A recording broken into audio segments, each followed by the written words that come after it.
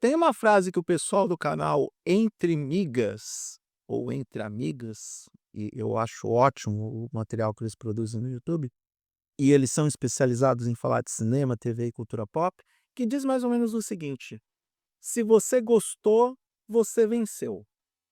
E acho que a gente tem que levar isso para a vida. Apesar de que uma coisa é você gostar de algo, a outra é você achar este algo bom. Isso se aplica a várias coisas na vida. Se aplica a alimentos, e aí a gente vai, por exemplo, o mais óbvio do mundo, e me desculpa pessoal do McDonald's, me desculpa, mas eu vou ter que falar isso. Eu amo o Big Mac, mas como portador de diabetes tipo 2, eu sei que Big Mac não é bom. Se aplica à música, eu sei lá, não conta pra ninguém não, mas eu gosto de algumas músicas do Justin Bieber, mas não necessariamente Justin Bieber é bom. Gosto de One Direction, mas a música que virou cover do Nissin Orfale, ela é boa? Tenho minhas dúvidas, né, mas agrada as pessoas. A mesma coisa a gente pode falar do filme Michael. Esse filme eu poucas vezes vi na minha vida um filme tão divisível nas opiniões quanto esse. Ele é divisível no nível de promover uma briga dentro da família Jackson. Vocês já sabem da história, vocês já viram todas as notícias publicadas a respeito do assunto, então eu não vou aqui ficar me estendendo sobre esse racha entre a LaToya, Janet, os irmãos que fizeram parte do Jackson 5, Paris Jackson que falou mal do Como Domingo, vocês já sabem disso. Só que aí eu vou me pegar num post que eu vi aqui no Twitter, da Gemini Anja, que falou o seguinte, se eu conseguir colocar o print ou a captura dessa postagem, eu vou colocar no vídeo para vocês. Estou fazendo a captura agora para salvar depois.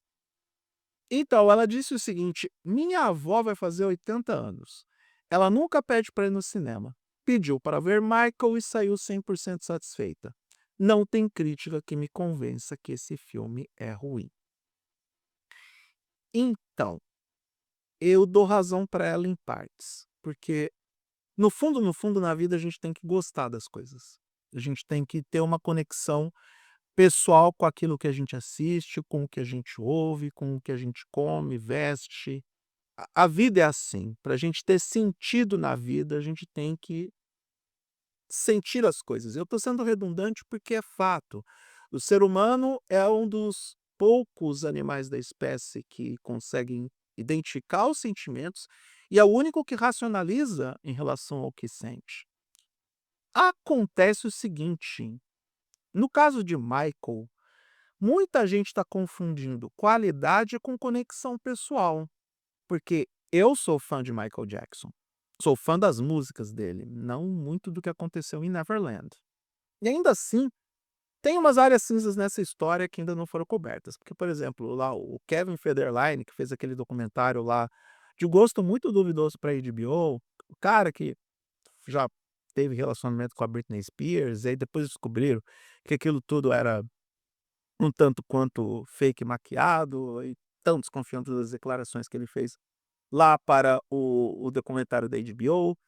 Enfim, então tem várias áreas cinza na história do Michael Jackson fora dos palcos, mas dentro dos palcos, inquestionável. Como hitmaker, então, nem se fala. Thriller é o maior disco da história, não só em vendas, como na influência da cultura pop, e o videoclipe de Thriller é o melhor de todos os tempos. Não importa o que você acha, não importa o que você pensa, eu não ligo para sua opinião. Ela fede a chorume perto dessa minha opinião. E desculpa eu falar de forma tão pesada, mas é o que eu realmente acredito. Mas a minha conexão com o Michael Jackson, com a música de Michael Jackson, ela é algo qualitativa, porque eu gosto de música, e ela é algo pessoal, porque eu cresci testemunhando essa história. E o filme trabalha muito com esse fator nostalgia. O filme trabalha muito com a questão sinestésica de música. Eh, Pra mim é meio óbvio que esse filme vai ganhar o Oscar 2027 como edição de som e montagem de som, mixagem de som, enfim, todas essas categorias em relação a som, ele vai vencer. Não vai vencer como trilha sonora original, porque não tem músicas originais, e não vai vencer como melhor canção original, porque todas as canções do filme são covers. Isso tá muito claro, isso é fato já cravado.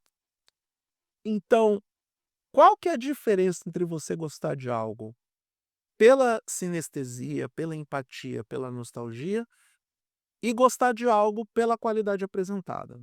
Porque não podemos nos esquecer que, apesar desse filme ter a direção do Anthony Fuqua, que é um excelente diretor, ele é responsável pelo filme que deu o primeiro Oscar de melhor ator para Denzel Washington, que é Dia de Treinamento, um filme excelente.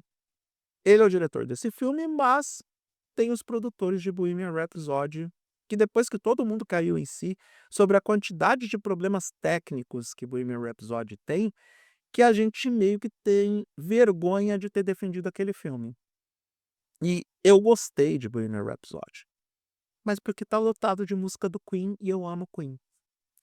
Então, para quem olhou Bohemian Rhapsody com maior critério, não vai cair na mesma pegadinha de Michael, porque é mais ou menos a mesma batida. É basicamente a mesma fórmula. Vamos colocar as coreografias, vamos colocar a música, vamos colocar atores que são muito parecidos com o protagonista do filme, o que é ótimo, porque um filme como esse tem que ter o efeito de imersão, ele tem que colocar você dentro da expectativa e da perspectiva de fã do Michael Jackson, e ele consegue fazer isso de uma forma genial, mas nos aspectos narrativos é um filme, sim, chapa branca. E aí a gente volta para os problemas das dezenas de cinebiografias que apareceram no mundo, principalmente de artistas que não estão mais aqui para controlar a própria narrativa, que conta com espólio que é gerenciado pela família. E só pensar na minissérie ficcional do Senna na Netflix, que teve o controle narrativo da própria família, de como aquela série, para ser chapa branca, para proteger a imagem do Senna e para não incluir alguns personagens importantes na história da vida dele, acabou adotando decisões que até hoje são muito questionáveis.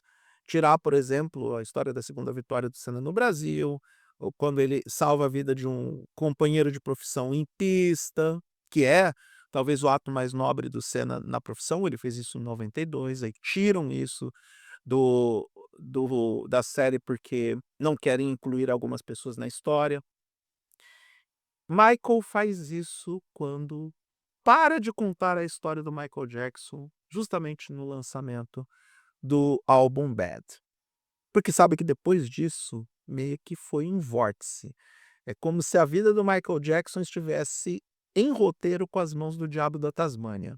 E sim, fato, muitos de nós na época questionamos essa nova versão totalmente transformada do Michael Jackson na estética, e a gente foi acompanhando com o passar dos anos o como que essa versão transformada afetou também a personalidade, as atitudes, as tomadas de decisões, e aí veio o Neverland e tudo virou um verdadeiro furacão.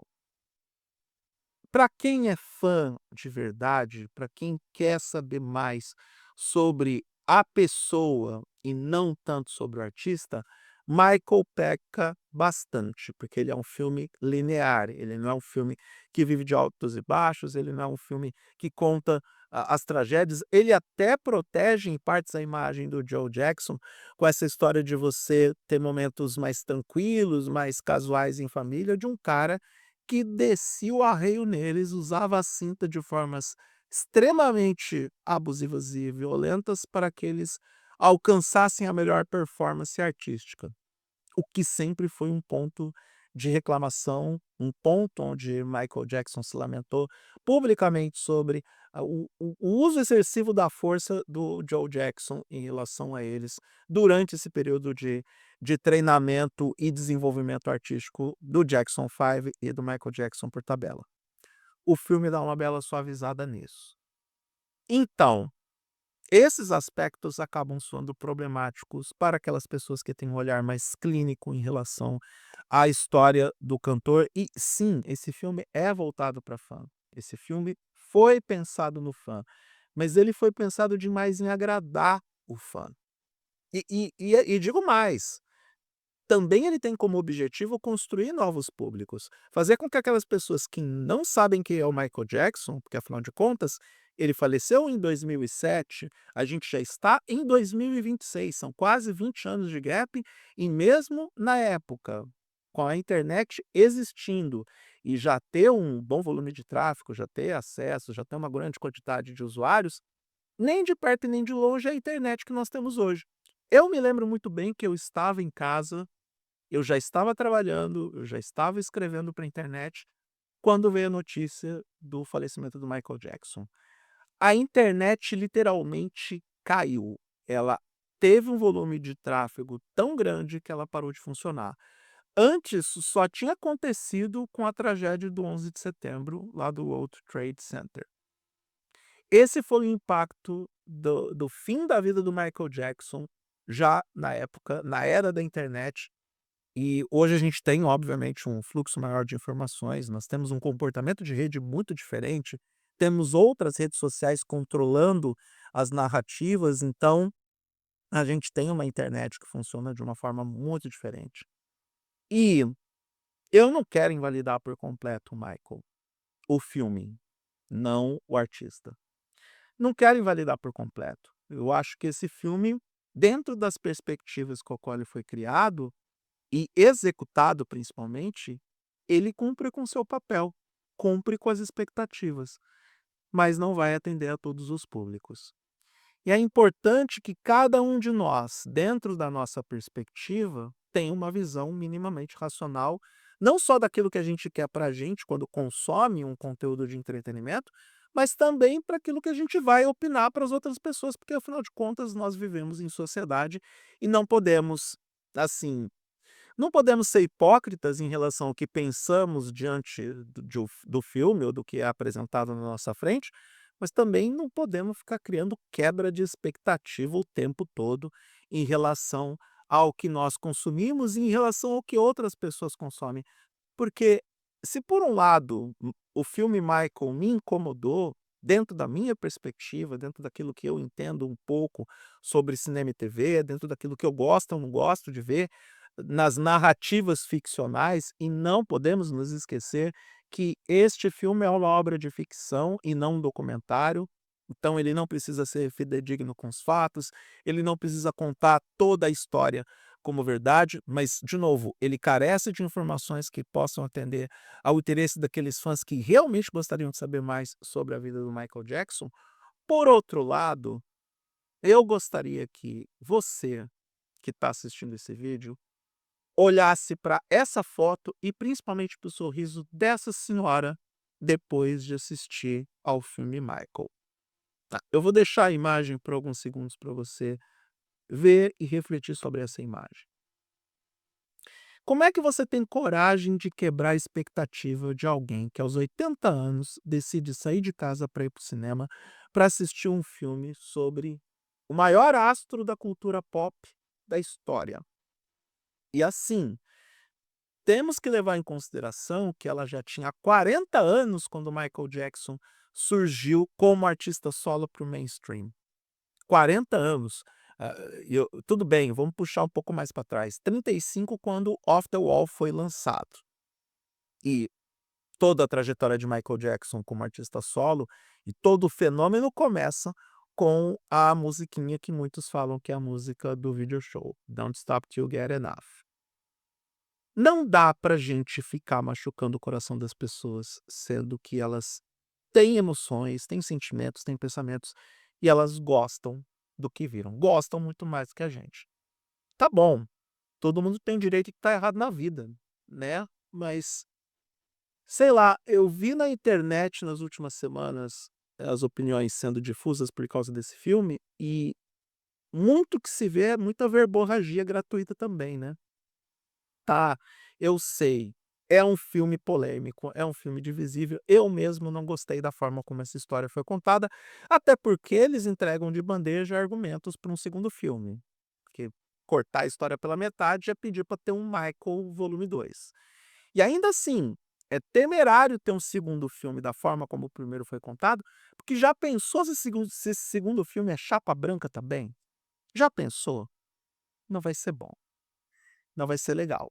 Mas vamos começar a pensar também naquelas pessoas que só querem ter o produto e o conteúdo de entretenimento. E não apenas e tão somente na nossa visão de mundo, não apenas e tão somente nas nossas perspectivas. E tá, todo mundo tem direito a ter uma opinião, mas vamos tentar não quebrar o coração dos outros por conta das nossas opiniões mais enfáticas em relação àquilo que nós consumimos na cultura pop e no entretenimento. Eu acredito que quem gostou do filme tá certo a partir da sua visão de mundo, tem todo o direito de gostar, e a gente tem que tentar não achar um absurdo o fato de gostar. Você pode achar um absurdo aquelas pessoas dizendo que esse filme é bom, porque ele não é. Lamento fãs de Michael Jackson, eu acho que o Michael sim merecia mais, porque esse filme não é bom. Mas gostar daquilo que é ruim, de novo, voltamos para a regra do McDonald's, e ele nunca vai patrocinar esse canal de vídeos. Eu sei que não é bom, mas eu não resisto ao Big Mac. E esse vídeo não foi patrocinado pelo McDonald's, nem pela família Jackson, nem pela Paris Jackson, nem pelo Coma Domingo, por ninguém. Eu só conto com seu like, com a sua inscrição, com seu compartilhamento. E é isso. Espero ter esclarecido o meu ponto de vista em relação à divisão que acontece na internet sobre esse filme que mais causou treta do que qualquer outra coisa.